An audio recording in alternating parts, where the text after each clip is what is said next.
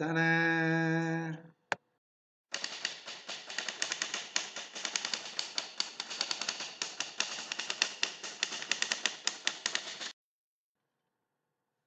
1915, a scandal in Lusitania. Exploding butterballs, cried Sherlock Holmes, shaking out his gun through the vestibule. Weather's filthy and thunders hardly ceased this 7 days, yet mingled with the sad retort of guns from France, there never raged such dirty word abroad as here in port. Good gracious, man, said I, where have you been to summon up that storm of metaphors?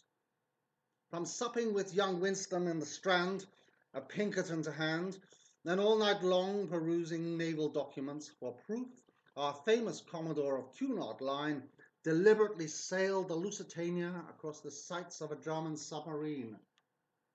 My flatmate's beaten brows belied the truth had stirred him more than Churchill's sea lord wrath. Good Captain Turner's no less loyal than you, I, or any man of Blenheim mould. While butter has not melted in his mouth, it plain exploded in the liner's hold. I should insert a portrait of the ship, now shallow-bosomed on the ocean bed. Conceived as microcosm of the Raj, her classes watering in strict compartment, all aboard were sealed, their letters marked for booty by the German High Command, though few who joined the liner at New York believed the word she carried, contraband, would make them fodder for the U-boat's jaws. Still less would claim the Hun then justified to sink our merchant navy's joy and pride, since Belgian massacres were of a kind, the question eating at the public's mind, not just what beasts they were to break such laws, but how so many passengers had died. When Sherlock Holmes was urged to take the case, I cried, "'Twas scarcely worth the candle wax to answer queries scurrilously asked, since days when legions at a Caesar's word would raise a city-state by torch and sword, had hunting leopards traded in their spots to covet fleeces of escaping goats. But Churchill called in war, and vainly Holmes, like Lusitania, was easily lured. His pipe relit and legs stretched forth, the sleuth reprised the charges laid on Turner's head. Commissioned Commodore, this mariner is Majesty's and merchant's man at once, serves Mammon and the Admiralty both, though neither master wears the cap aboard, supreme at sea our captain struts the bridge. His judgment overrules such orders as endanger ship and cargo, all who sail make up his charge, plus he must save the souls of friend or foe imperiled by the waves. 3 times has Thomas Turner won awards for daring rescues made in heaving storms. There's scarce a blemish on this common man, not fussed to grace a captain's table, though as far as bravery and science go, the fellow's #1 amongst his clan. I couldn't help from quipping at such praise. They like a skip who goes down with his ship. Yet Holmes was ready for that heckler's jibe. They hate his guts because he dared survive. The fire glowed, the tea was served. We felt secure in London town, removed from storms in France, where shrapnel fell like rain on men who ducked and died 1,000 times each day. Refreshed, my friend resumed his peroration. What Winston told the chap from Pinkerton's is not for me to say. Americans trust neither French nor Hun, and Englishmen, they know too well, tell fibs when it suits them. In Churchill's view, the news is proof enough. To disobey commands, jump overboard with secret documents and save himself, the skipper breached his oath and shares the guilt of those who launched torpedoes at the ship. Court-martial him, he raged. Just find what ground you can. Old England standing needs a quick response. Pour encouragez les autres, the seaboard cloth in schoolboy accent French. Now, Holmes is seldom one to dramatise. That's your department, Watson, he declares. The facts, and just the facts are all we need to prosecute a criminal.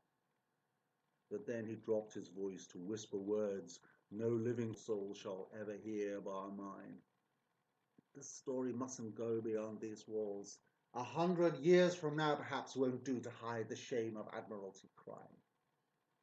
I pledge to seal the truth from public gaze, post-dating publication 10 decades. So on he went, his eyes with morphia glazed. The records show but one torpedo struck, yet 2 explosions tore the hull apart. In less than 20 minutes sank the ship, so loss of life was due to speed and list, as insufficient lifeboats could be launched. Still phased, I failed to see what Holmes had found anew and trotted out the party line. The U-boat hit her coal, a lucky shot. Not so.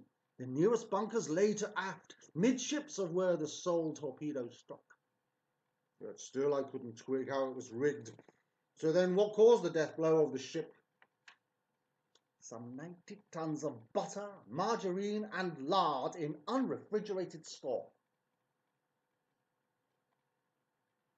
His monogram upon tobacco ash, so often quoted in the monthly press, shows Holmes has played the alchemist from time to time. Indeed, at the days of his youth, he studied under Faraday, no less. But this idea that lactic acid turned by force of sudden heat to acetone, which more inflammable than household gas, ignited by the same torpedo blast, at best struck me as crazed, at worst as crass. "Oh, Watson, must you play the clever ass?" cried Holmes. "What use is rancid butter, eh?" "Indeed, and 90 tons of it, you say?" "Without so much as chilled for 7 days at sea, what's more than bound for the Navy's experimental weapons factory." Search me, I scratched my head complacently, while Holmes blew rings of smoke, ahemed, then droned. "All cargoes bound for ordnance facilities are coded butter, dripping, and margarine. For marge, read cordite, lard is TNT, while butter stands for nitroglycerin." Oh no, great Scott, I groaned. This cannot be. The Lusitania carried contraband, which cruiser rules specifically banned?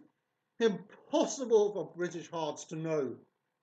So royally played the Navy with the lives of children, nannies, concubines, and wives, and not forgetting sailors' widows, their faces twitching lace in basement windows. Have we not had enough of broken homes?